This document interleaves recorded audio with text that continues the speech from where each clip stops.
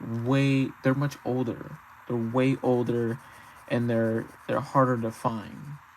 And they're more expensive too. A lot of people don't really see that, but they are way more expensive. So that's something I've been like considering for a while. It's just like I think I'm going to focus on Marvel because I've been able to find so many older Marvel books for a good price. I've been looking, and sometimes I'll have like Marvel cravings, like book cravings. I'm just like, okay, this book is in mind. I want this book right here, or like this series. Like the older Tales of Suspense books, like the covers and everything. I'll say Tales of Suspense with Captain America and Iron Man.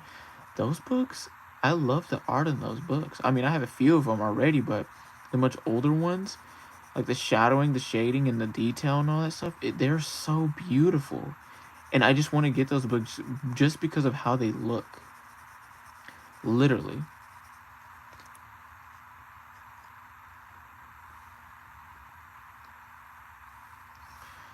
Yeah, so I was so how it started, I was like that as well. I just had like a few books. My aunt, she gave me some old she had some, I guess this is what kind of really started it all.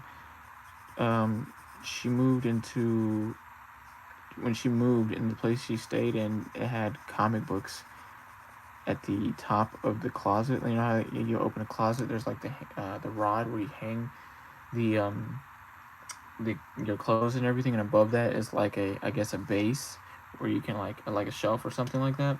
And there was comic books up there, and she was like, "Hey, we noticed how much you love Marvel and everything. Would you like these books?" And she just gave them to me for free, and they were old, old, old.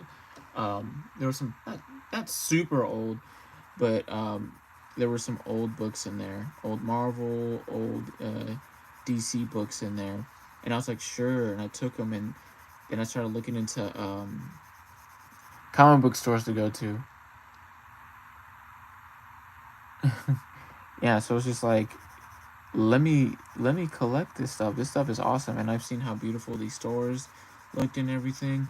And the sad thing is that the stores that I've been to are closed down and stuff because of what's been going on. I don't know. It's not easy to have a comic book store. It really is, because I had a lot of people that ask me, "You go to all these comic book stores. Would you ever have a comic book store to yourself?" And there's times where it's just like I say yes, and there's times where I say no, because there's been so many comic book stores have been going down, going out of business, and I primarily think it's because of the writers of how they're writing books.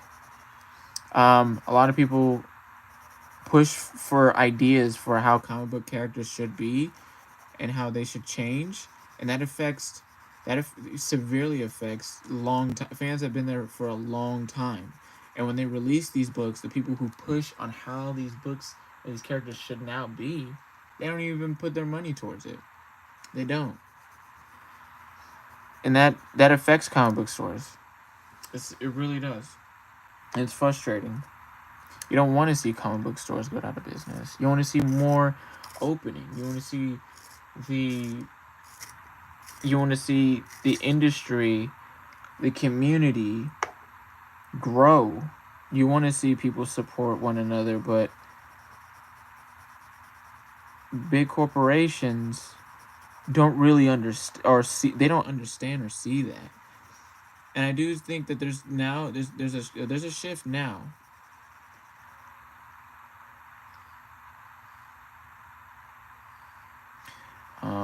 You do have a point there. I didn't think of that. I didn't think of that. But it's just, but the thing is though, it's just like you have great characters and all that stuff, and they're being adjusted for fan base, and it's not the right fan base.